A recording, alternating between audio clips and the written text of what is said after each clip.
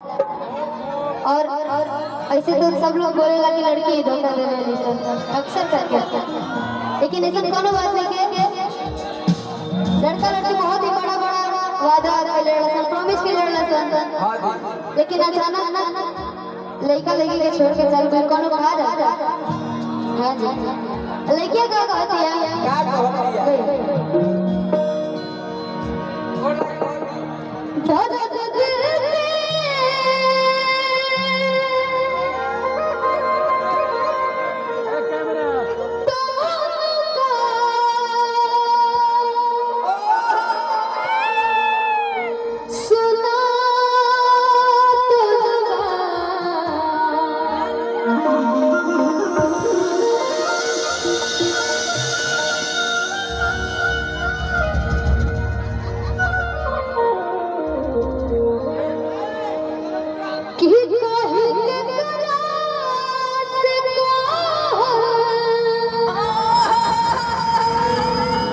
भेजा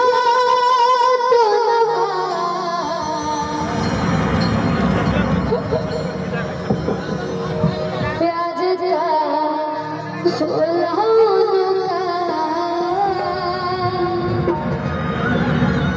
बुझा तो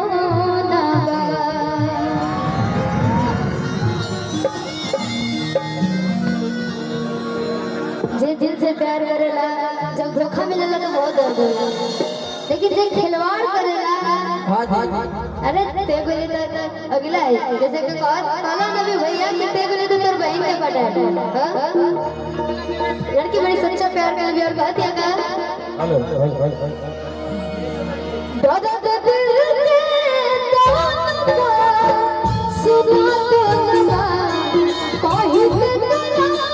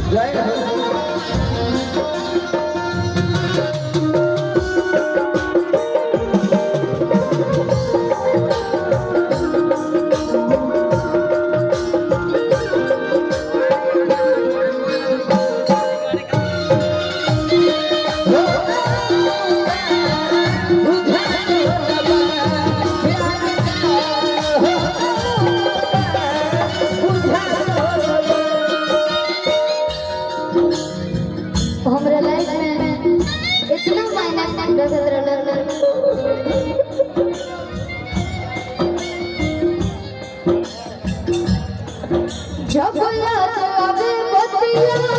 पढ़ पढ़ के रोई बतिया जब याद आवे बतिया पढ़ पढ़ के रोई बतिया अब जियल न चला हो छछ मत रहे छतिया अब जियल न चला हो छछ रहे छतिया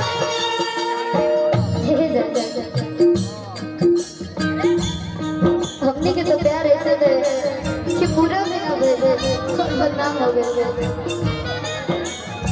प्यार के बदनाम हो गए, चर्चे हमारे सरेआम हो गए कि प्यार के बदनाम हो गए, चर्चे हमारे सरेआम हो गए। और उस जालिम ने भी दिल उसी वक्त तोड़ा जब हम उसके प्यार के गुलाम हो गए। जब याद